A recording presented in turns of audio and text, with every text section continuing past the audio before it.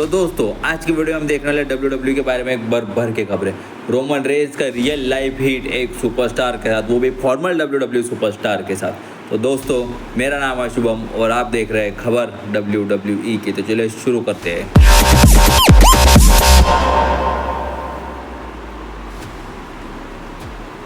Show की शुरुआती हमें जजमेंट डे से देखने को मिली। जजमेंट डे में आती सबसे पहले एक के एपिसोड देखेंगे तो WWE टीज कर रही है कि केविन ओवेंस का उन्होंने जजमेंट डे के बाकी मेंबर्स को दबा के रखने की कोशिश की और उसके बाद डोमिनिक मिस्टेरियो ने माइक लिया, कहा कि उन्होंने जिसके साथ दोस्ती की उसी के ऊपर टर्न किया है। हम सबसे पहला नाम देख सकते हैं वो सैमी ज़ेन और रिया रिप्ली, फिर उसके बाद देख सकते हैं दूसरा नाम जब फ्रेंडशिप ऑफ जेरिको या फिर मैंने अपने बाप को हराया, फ्रेंडशिप में केविन ओवेंस ने क्रिस जेरिको को पटक के मारा तो उनके सर पे टीवी तोड़ी थी और अब वैसे ही वो लेकिन डेविड प्रिस्ट के साथ भी बारे में ज्यादा WWE ऐसा दिखा रही है। लेकिन ऐसा करने का केविन ओवेंस का WWE का कोई प्लान नहीं है। केविन ओवेंस ने साफ तौर पे मना कर दिया अपना हील टर्न करने के लिए मॉर्गन के साथ तो तू और भी खराब हो चुका है। वो रोस्टर पे एज अ फेस सुपरस्टार ही काम करना चाहते हैं और वो इतनी जल्दी ठीक डोमिनेट नहीं करना चाहते। और केविन ओवेंस के पास काफी ज्यादा क्रिएटिव कंट्रोल है स्टोरी लाइन के लिए। क्यों? और फिर हमें ब्रो एक बड़े सुपरस्टार है वर्सेस जजमेंट डे के फ्यूचर में क्या होगा केविन ओवेंस के। तो ठीक है, नेक्स्ट हमारी खबर सामने आ रही है कि अगर आपने मंडे नाइट रॉ का एपिसोड देखा होगा उसमें आपने मैच देखा होगा Bronson read versus Braun Strowman के वीक में और एक वहां पे स्पॉट था जहां पे ब्रॉन्सन रीड सुनामी लगा देते हैं ब्रॉन स्ट्रोमन को कार के ऊपर या कार की छत के ऊपर। तो वो स्पॉट की वजह से WWE के इंटरनल काफी ज्यादा मुझे पसंद है। डोमिनिक मिस्टेरियो खास करके मुझे इंप्रेस किया जिस तरह वो दिन ब दिन अपने रेसलिंग के लिए प्रगति करे जा रहे हैं वो देख के मुझे अच्छा लगा। लेकिन अगर मैच की एंडिंग की जैसे बात करें अगर जब तो WWE का मैनेजमेंट खुश होता है, WWE का राइटर खुश होते हैं किसी सुपरस्टार से तो उन्हें पुश मिलता है, उन्हें फैन फेवरेट बनाने की कोशिश की जाती है। वैसा ही अब हमें इस फ्यूड के साथ भी होता हुआ दिखाई दे सकता है। ये फ्यूड में शायद एक पॉसिबली पेपर पे लेवल की फ्यूड भी हो सकती है क्योंकि दोनों के दोनों सुपरस्टार जायंट है और हेवीवेट सुपरस्टार है दोनों के दोनों। और अब WWE की एक बैकस्टेज से न्यूज़ आ रही है। आपको पता होगा कि WWE का यूरोप टूर चालू है। तो यूरोप में कौन सा टूर होगा? तो बैश एट द बर्लिन ये यूरोप टूर का हिस्सा है और कई सुपरस्टार्स यूरोप के लिए मूव हो चुके हैं WWE से। अगर हम कई सुपरस्टार की बात करें तो गुंथर है, क्योंकि हमें गुंथर दिखाई नहीं दिए मंडे नाइट रॉ के एपिसोड पे। दूसरे सुपरस्टार शेमस है। जेकब फाटू भी हमें वहाँ रेसलिंग करते हुए दिखाई दिए। शिंसुके नाकामुरा थे, एज स्टाइल से ऐसे कई बड़े बड़े सुपरस्टार यूरोप टूर के लिए। और मेन बात बेली ने भी वहाँ पर रिटर्न किया है। तो अगले स्मैकडाउन के एपिसोड में पॉसिबली बेली रिटर्न करते हुए हमें दिखाई दे सकती है। और अगर जेकब फाटू के बारे में बात की जाए तो जेकब फाटू में बारे में ऐसी खबर आ रही है कि वो बिना पैर का सपोर्ट, यानी जो उनके पैर पे इंजरी थी, बिना उसके स्ट्रैप के वो रेसल करते हुए दिखाई दिए गए। फैंस ने उनके पिक्चर लीक्स की लेकिन WWE की तरफ से वो पिक्चर जल्दी से हटा दी गई। क्यों?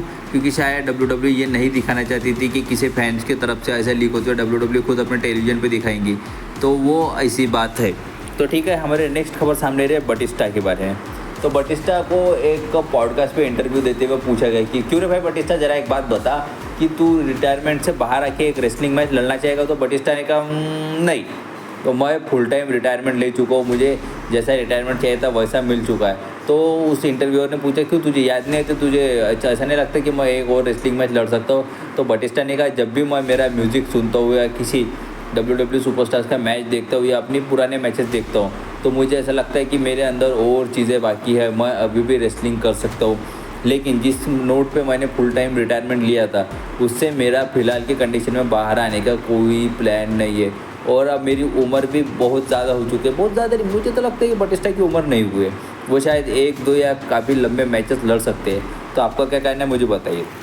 तो अब हमारे वापस खबर आगे सामने आ रही है केविन ओवेंस के बारे में। खबर सुनकर मैं खुद भी शॉक हो गया। बैश एट द बर्लिन में केविन ओवेंस का हारना तो है और मैंने आपको बताया कि केविन ओवेंस अपना हील टर्न भी नहीं करने वाले। तो आप कहेंगे अचानक से केविन ओवेंस ऐसे WWE चैंपियनशिप के स्टोरी लाइन में कैसे क्या आ गए? तो सबसे पहला बात तो केविन ओवेंस का कॉन्ट्रैक्ट नियरली एक्सपायर होने के लिए है और अभी तक केविन ओवेंस ने अपना कॉन्ट्रैक्ट रिन्यू नहीं कराया WWE के साथ। और अगर केविन ओवेंस अपना कॉन्ट्रैक्ट नहीं रिन्यू कराते तो शायद WWE को छोड़ के जा भी सकते हैं। WWE को केविन ओवेंस क्विट कर सकते हैं। इस वजह से शायद WWE ने रोकना चाहती है। इस वजह से उन्हें बता रही है कि भाई मत जा, हम तुम्हें बड़े बड़े मैचेस देंगे, बड़े बड़े चैंपियनशिप मैचेस देंगे। तो मुझे तो ऐसा लगता है कि पिछले कई वक्त से WWE ने केविन ओवेंस का कचरा कर रखा है। उन्हें बुकिंग अच्छी मिल रही है लेकिन वो मैचेस नहीं जीत रहे। वो मैचेस जीतने चाहिए ऐसा केविन ओवेंस का ख्याल है, क्योंकि जिस तरह के सुपरस्टार केविन ओवेंस है वो एक टाइटल तो डिज़र्व करते ही है। तो आपका क्या कहना है इसके बारे में ज़रा मुझे बताइए। तो नेक्स्ट खबर हमारे सामने आ रही है ड्रू मैकिंटायर के बारे में। ड्रू मैकिंटायर के बारे में ये खबर सामने है कि ड्रू मैकिंटायर ने भी अपना प्लान्स बता दिए कि बैश एट द बर्लिन के बाद वो क्या करने वाले CM पंक के ब्रेसलेट के साथ। तो सबसे पहले उन्होंने कहा कि मैं बैश एट द बर्लिन में CM पंक को पटक के वो मारूंगा कि CM पंक को अभी तक किसी सुपरस्टार ने नहीं मारी, और जब मैं CM पंक के साथ डन हो जाऊँगा तो मैं उसका ब्रेसलेट लूँगा, उसे सबसे पहले तोड़ूँगा, उसके बाद उसको फ्रेम करके अपने रूम में रखूँगा और CM पंक को दिखाऊंगा, इंस्टाग्राम पे अपनी फ़ोटो डालूंगा कि देख रहे भाई CM पंक, मैंने तेरे ब्रेसलेट के साथ क्या कर दिया, मैंने उसे अपना ये बना लिया, क्या बना लिया, तो शो पीस बना लिया, उसे कर सकता है कुछ तो उखाड़ सकता है तो उखाड़ ले।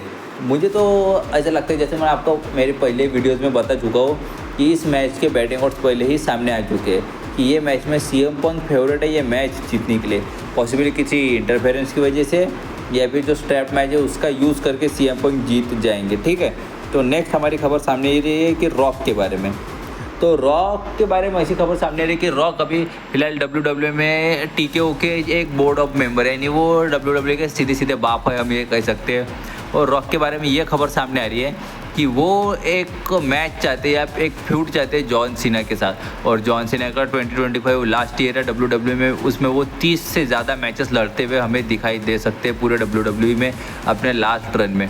और आपको याद ही होगा the rock versus John Cena 2011-2012 में क्या चर्चित मैचेस थे, रेसलमेनिया 28, 29 शायद पॉसिबली ये है, मुझे प्रॉपरली याद नहीं, आप देख लीजिएगा। इसमें इन दोनों सुपरस्टार्स ने क्या मैचेस दिए थे और इसी मैचेस को रिक्रिएट करते हुए WWE दिखाई दे सकती है। इसकी झलक हमें रेसलमेनिया में भी मिल गई थी जब रोमन रेंस वर्सेस कोडी का मैच चल रहा था अनडिस्प्यूटेड WWE चैंपियनशिप के लिए, और वहाँ रॉक ने जॉन सीना को रॉक बॉटम भी लगा दिया था। और अगर रॉक और जॉन सीना साथ में रिटर्न करते तो पॉसिबली WWE ये फ्यूड हमें दिखा सकती है, और ये फ्यूड मोस्ट अवेटेड फ्यूड है क्योंकि WWE के पास ये करने के लिए लास्ट मौका बचा है, उसके बाद जॉन सीना चले जाएंगे। और अब हमारी खबर सामने आ रही है कि WWE के पास एक बड़ा प्लान है मंडे नाइट रॉ के लिए। अगर आपको पता होगा तो एक सऊदी अरेबिया में टूर होता है WWE का, उसमें WWE काफ़ी बड़े मैचेस कराती है, काफ़ी बड़े सुपरस्टार्स को लेके जाती है। अगर बड़े सुपरस्टार के बारे में बात करें तो उसमें एक नाम गोल्डबर्ग का भी होता है। और अब WWE का ये प्लान है कि क्राउन जूल से पहले या क्राउन जूल के बाद वो एक मंडे नाइट रॉ का एपिसोड भी सऊदी अरेबिया में कराए।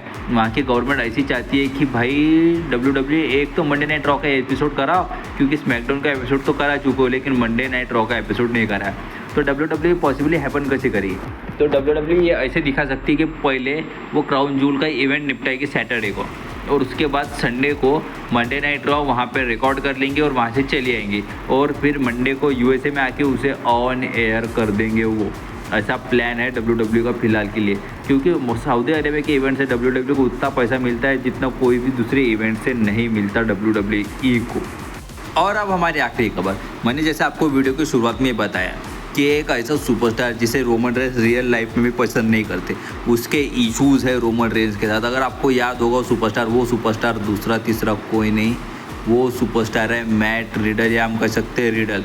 जब रिडल WWE में थे उन्होंने एक कमेंट पास किया था रोमन रेंस के बारे में कि मैं रोमन रेंस को रियल फाइट में कभी भी 10 सेकंड के अंदर हरा सकता हूँ। उस चीज़ की वजह से रोमन रेंस नाराज़ हुए थे और तब से रोमन रेंस का और मैट रिडल का रियल लाइफ इशू चालू है। तो अब मैट रिडल ने एक इंटरव्यू में कहा कि मैंने वो पूरी तरह प्रोफेशनली रह के कहा था, हमारी जब फ्यूड चालू थी RK ब्रूस की और blood line versus RK Bruce की फ्यूड चालू थी, तब मैंने ऐसा कहा था, लेकिन रोमन रेंस से कुछ ज़्यादा ही सीरियस ले गए। मैं पूरी तरह प्रोफेशनली ये कहा था, जब हम रिंग में आए थे तब हमने पूरी तरह प्रोफेशनली वर्क भी किया था, लेकिन रोमन रेंस को क्यों ये चीज़ पसंद नहीं आई, क्योंकि ये मैंने जानबूझ के तो नहीं कहा था, मुझे WWE की तरफ से परमिशन दी गई थी तभी मैंने कहा था, इसकी वजह से ये कहा मैट रिडल ने। और आपका क्या कहना है इस बात में बारे में मुझे भी ज़रूर बताइएगा।